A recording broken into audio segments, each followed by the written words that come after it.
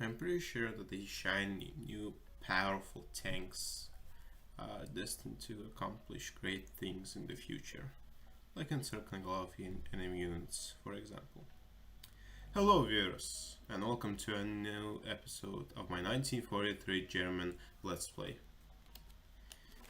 At the start of the episode, as you saw, I deployed a lot of new tanks that have been produced.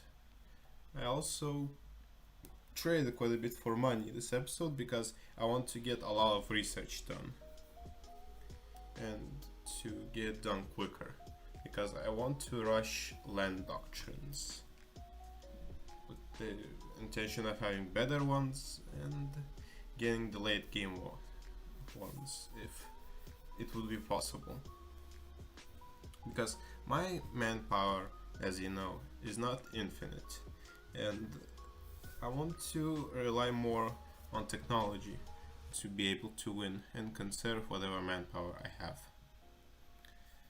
So I did a lot of trading this episode.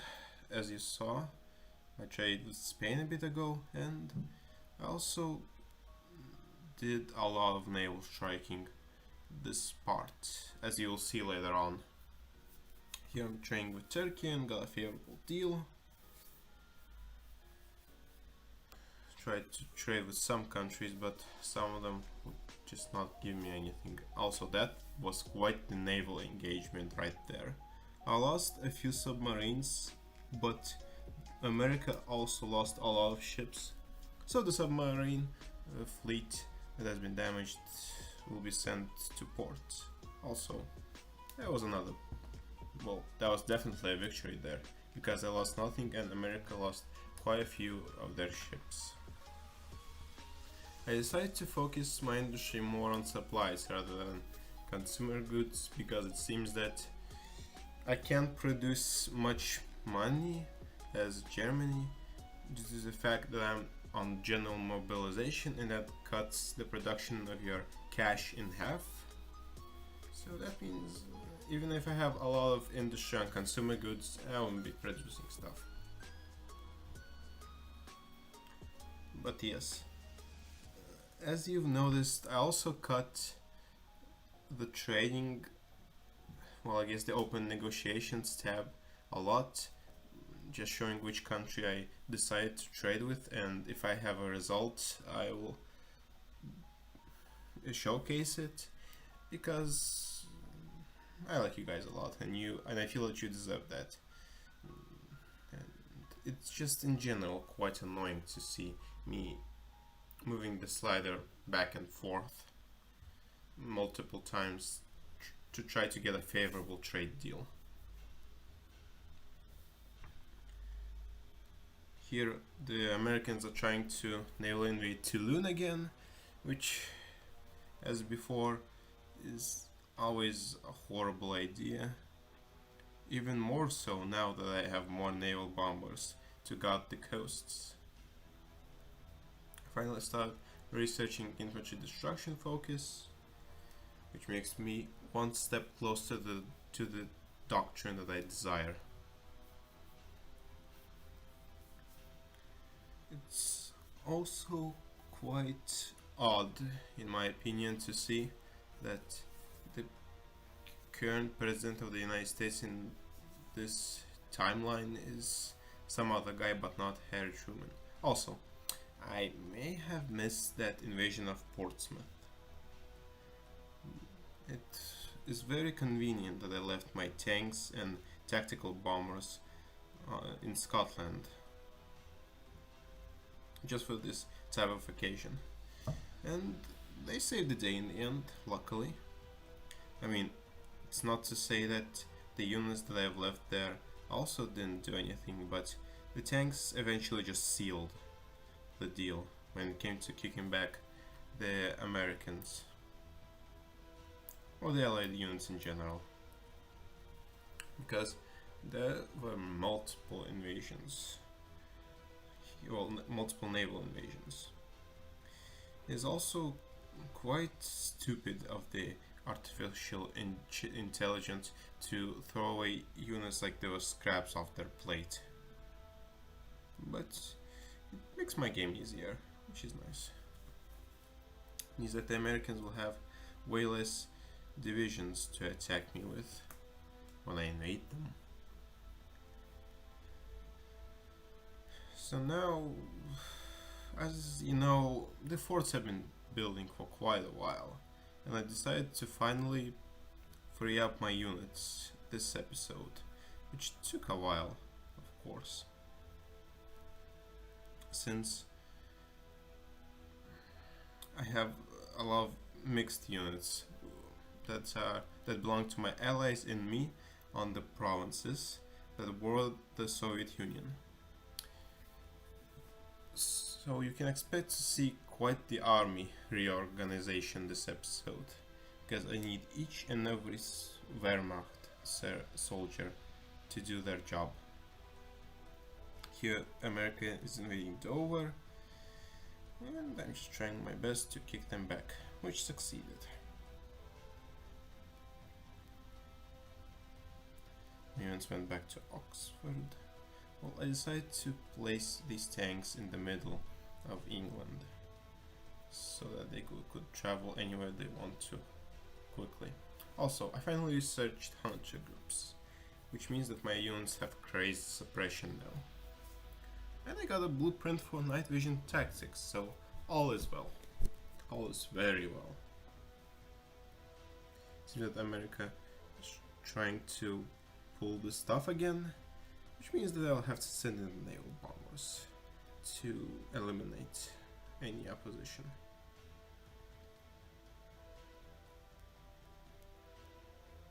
Yeah, I decided to leave them on naval strike there just in case they attempt to invade again, which is something that they did do, or at least attempted to do, as I sunk a transport ship and some sort of division. Yeah, a sub got sunk here, so I sent them back, and the ones that were repairing are back into battle again. I will have to start constructing maybe new submarines if I research 1950 submarines, but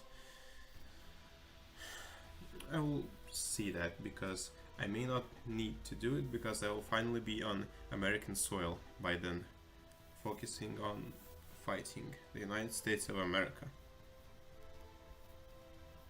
I'm putting also most of my industry into upgrades as opposed to consumer goods, because I can just trade the money for supplies, and I want to conserve as much manpower as possible, and higher quality units and better technology make it much more possible.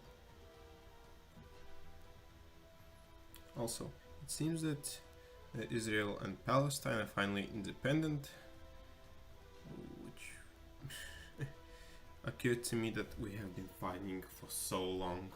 It already is the middle of 1948.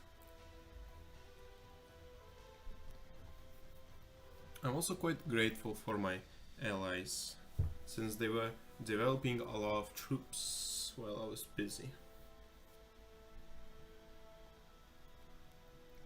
And I used those exact troops to fill in the gaps on the Soviet front. If my province borders with one of the provinces, I put in 10 units. If it borders with 2, I put 15. And if it borders with 3, I put in 20. I will, of course, strengthen the Soviet front as my allies produce more units, but it actually did hold out later on, so I have no worries of the Soviets breaking through at all. As you know, I can't have different divisions in one army group, so I had to do a lot of reorganizing, removing panzer divisions from army groups where there is dominantly infantry, and so on and so forth. It is quite tedious, but it's work that I needed to do if I want to succeed later on. So I'm finally starting to calculate how many units I need to send around to to block off the Soviets and prevent them from advancing. And once they get there, I strategically redeploy the large amounts of German units into northern France. I mean, if France lost to the German army of our timeline, then they would stand absolutely no chance against this German army, because it's so much bigger and more superior than its 1940 counterpart. Here I tried to trade with my allies, but it was pointless, so I just turned to countries that I'm not at war with. Here they revolted and I had to send my panzers in. Also finally finished giving my units self-propelled artillery. Well, the ones that needed it, of course. I'm not going to give a cavalry unit it. Same Romanian divisions to Nikolaev and other Ukrainian provinces. I finally began researching infantry equipment for tropical climate. I mean, it's about time. It's not like the technology is 10 years behind schedule. I also researched 1947 escort fighters, so my naval bombers are taking a small break, at least until they upgrade. So I sent these 6 Romanian divisions into Cherkasy so that the Soviets won't break through, and I'm nail bombing the Japanese again. It is a bit annoying that I wasn't allied with Japan and could not control the way that they fought, but it is what it is. Also, I began constructing special forces because it's a very powerful brigade soft attack wise. I would give it to my panzers along with the self-propelled artillery, but they can only have one attachment, so my units will be very elite and unbeatable later on, which is very needed.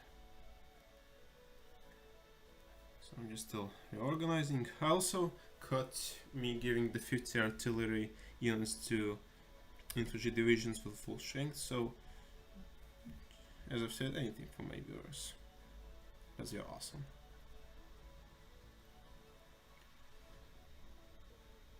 Okay, more units have been destroyed in Belfast. You have to really give it to the AI because they're just so incompetent. It's beautiful at times. Also, I deployed the Scots against the Northern Front. Well, at least the 10, 11 Scottish divisions that I took.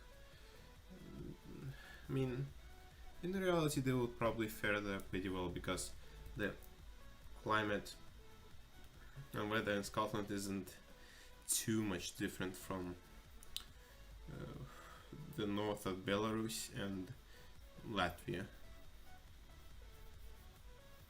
I'm getting somewhat close in researching the hydrogen bomb, so that would really allow me to stockpile nukes and have powerful nuclear bombs. I'll first move these units to United Kingdom, then to Iceland, Greenland, Newfoundland, and Halifax, or at least Nova Scotia, somewhere there. The most important part is for them not to get intercepted, which I hope does not happen, because I will still have to use these units to invade the Soviet Union, which will be a challenge in itself. Well, it won't really be much of a challenge because I will have a lot of hydrogen bombs at my side that time. I sent one Scout division there. Beat a few soldiers in Belfast. I just looked at the crazy modifiers that my units had and I was quite surprised to see 200+% on defensive.